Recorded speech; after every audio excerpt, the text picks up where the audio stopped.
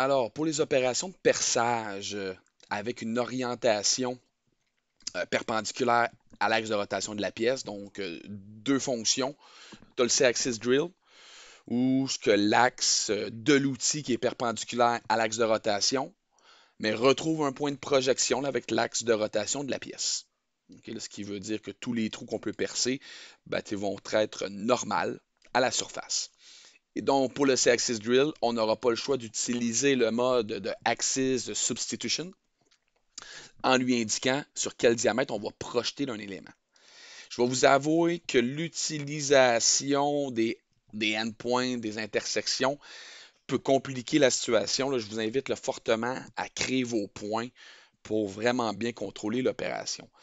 Donc, dans ce petit vidéo, on va faire ça. On va venir s'aider de lignes et de points là, pour venir projeter un point là, sur la surface ici. Donc, je vais me créer une ligne entre les deux cadrans du rectangle oblong. Donc, une ligne comme ça qui va me permettre de réorienter ma pièce. Donc, faites attention où on clique. Et je vais activer en fait la fonction point en plein milieu de cette ligne-là. Parfait. Donc, on pourrait faire une projection. Donc, on peut projeter maintenant ces deux points-là.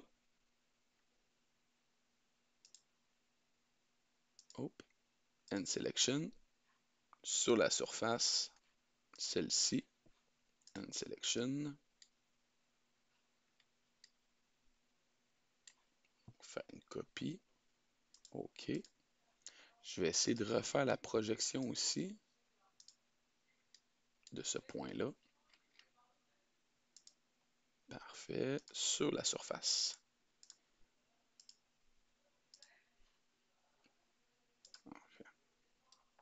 OK, donc je vais me servir de ces deux points-là pour faire mes opérations. Je vais revenir dans le tournage sur le C-axis drill et venir récupérer les deux points que j'ai projetés. Je vais prendre le petit outil, mon flathead mill de 60 millième. On va prendre un cycle de perçage bien simple, mais on retrouve tous les cycles de perçage qu'on peut retrouver là, sur une fraiseuse, ou presque. On va lui demander là, par rapport à la position du point, fais-moi un perçage de 50 millième. Et très important, mon axis substitution. Donc, on fait un clic droit, on recherche la valeur d'un diamètre, Enter pour le faire compiler, et on devrait être en business pour avoir un trajet.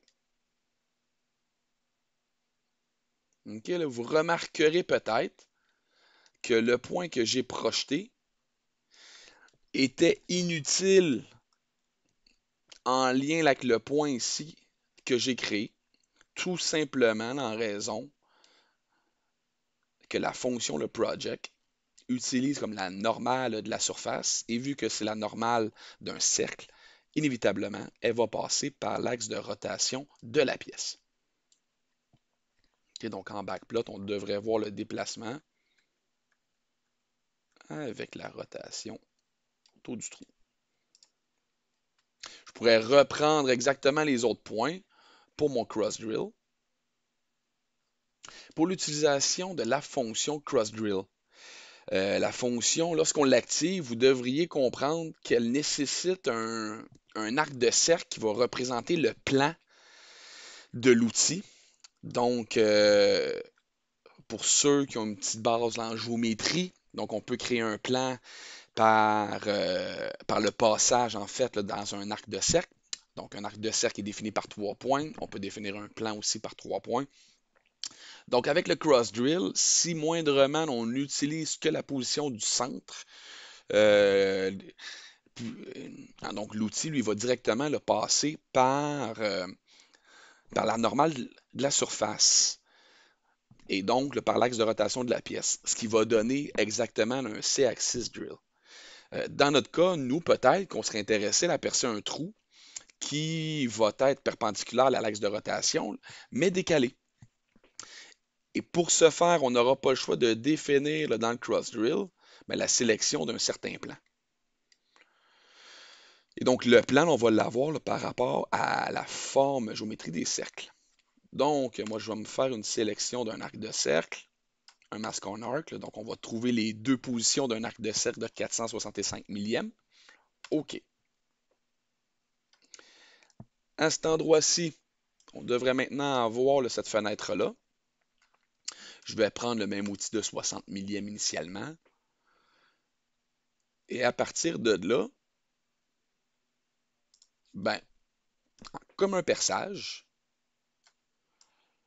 on pourrait jouer là, avec une position en profondeur.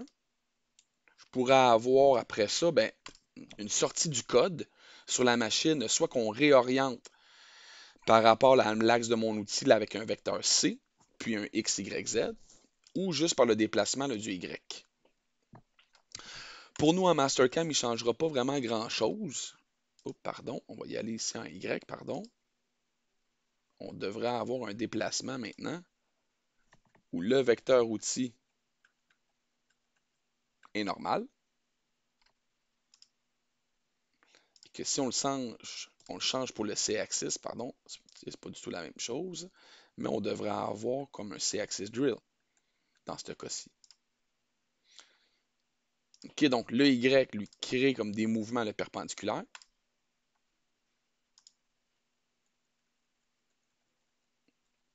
À l'arc de cercle. Puis la substitution d'arc, mais par le C-axis, on retrouve en fait un C-axis drill.